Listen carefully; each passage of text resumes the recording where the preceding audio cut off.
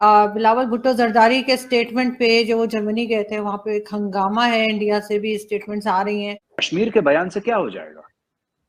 मैं कह रहा हूं सारे जर्मनी के जितने भी 10-15 करोड़ लोग हैं, जितने भी, मुझे नहीं पता कितने जर्मनी, सारे सर के बल खड़े हो गए। फिर क्या हो जाएगा कश्मीर के बारे में? आटा, घी, चावल, दालें, सब्जियां सभी तो गरीब की पहुंच से बाहर हो गया और आप फरमा रहे हैं। जर्मनी के फॉरेन मिनिस्टर के सामने बिलावल बैठा है और पाकिस्तानी बावले हो गए कि उसने बोल दिया कश्मीर यूएन रेजोल्यूशंस के हिसाब से सॉल्व होना चाहिए। मजलूम तो इस मुल्क के अवाम है जिन्होंने इन्हें 40 साल भुगता। बल्कि सही पूछें तो ये कौम चक्की के 2 पाटों में पिसती रही। पाकिस्तान क्यों नहीं तरक्की कर पाया? यही बेवकूफियों की वजह से। लोग ये क्या जी रहे हैं?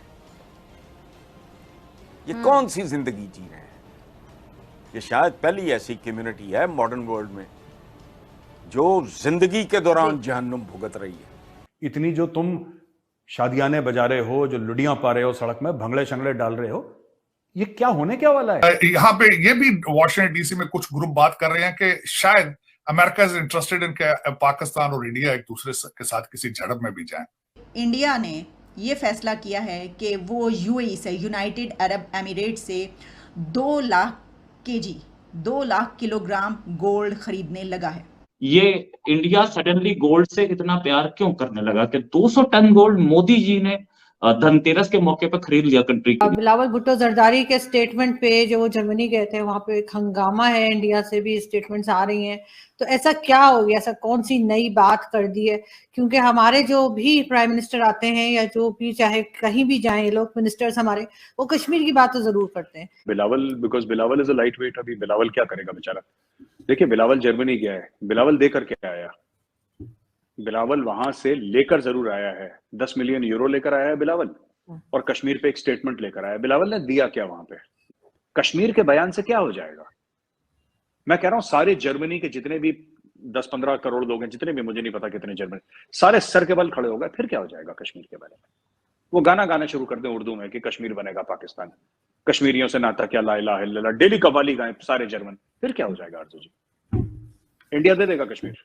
जब भी देखेंगे किसी पाकिस्तानी यूट्यूबर को, ऐसा हो नहीं सकता कि वो यूट्यूबर या पाकिस्तानी न्यूज चैनल या टेलीविजन चैनल हफ्ते में एक बार कम से कम इस मौजू पे डिबेट ना करे, इस टॉपिक पे, इस मुद्दे पे बहस ना करे और सड़क पे जाके लोगों की राय ना पूछे। वो टॉपिक क्या है कि 75 साल के बाद दोनों मुल्क एक साथ आजाद हुए, फिर भारत कहां पहुंच गया, हम यहां पे क्यों रह गए? हमें आजादी मिली थी, हम स्वतंत्र हुए थे और आप बने थे एक नया मुल्क। पहले मैं ये बता दूं। अच्छा, दूसरी चीज है कि पाकिस्तान क्यों नहीं तरक्की कर पाया? यही बेवकूफियों की वजह से। भारत के इतने सीईओज हैं, लगे हुए हैं बाहर की कंपनियों में, और गूगल का भी है और फेसबुक का भी है और फलाने यूट्यूब, पता नहीं किस किस कंपनी का नाम लेते रहते हैं रोज। इसका भी है, स्टारबक्स का भी है, फलाने का है, ढिमके का है। अरे भाई, भारत का है, भारत को छोड़ो, तुम्हारा क्यों नहीं है? जर्मनी के फॉरेन मिनिस्टर के सामने बिलावल बैठा है और पाकिस्तानी बावले हो गए कि उसने बोल दिया कश्मीर यूएन रेजोल्यूशंस के हिसाब से सॉल्व होना चाहिए। तो क्या बोलेगी वो? भाई, यूएन का एक रेजोल्यूशन है, यूनाइटेड नेशन सिक्योरिटी काउंसिल का एक रेजोल्यूशन है कि कश्मीर, तो वो क्या यूएन रेजोल्यूशन के खिलाफ तोड़ने चले जाएगा कोई? इसमें इतनी जीत बनाने की क्या बात है? और मैं ये कह रहा हूं कि चलो, जर्मनी ने यह भी बोल दिया कि हम पाकिस्तान के साथ खड़े हैं और हम भारत को कंडेम करते हैं। चलो, माना, कह दिया। साथ में बाइडेन भी खड़ा हो गया, साथ में पुतिन भी खड़ा हो गया, साथ में शी जिनपिंग भी खड़ा हो गया। फिर क्या हो जाएगा? मैं पूछ रहा हूं पाकिस्तानियों से कि बेटा फिर क्या हो जाएगा?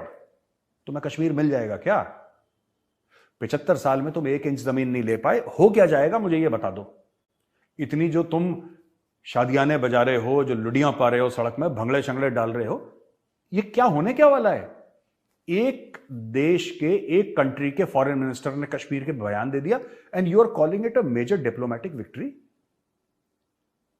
और फिर तुम्हारे सारे के सारे यूट्यूबर, भारत कहां खड़ा है, हम कहां खड़े, भारत खड़ा नहीं, भारत दौड़ रहा है, खड़े तुम हो अपनी जगह, पर भारत कहां खड़ा है, हम कहां खड़े हैं, उनकी इतनी तरक्की क्यों है? क्या यह मार्शल लॉ की वजह से था कि हमारे यहां मार्शल लॉ लगते गए?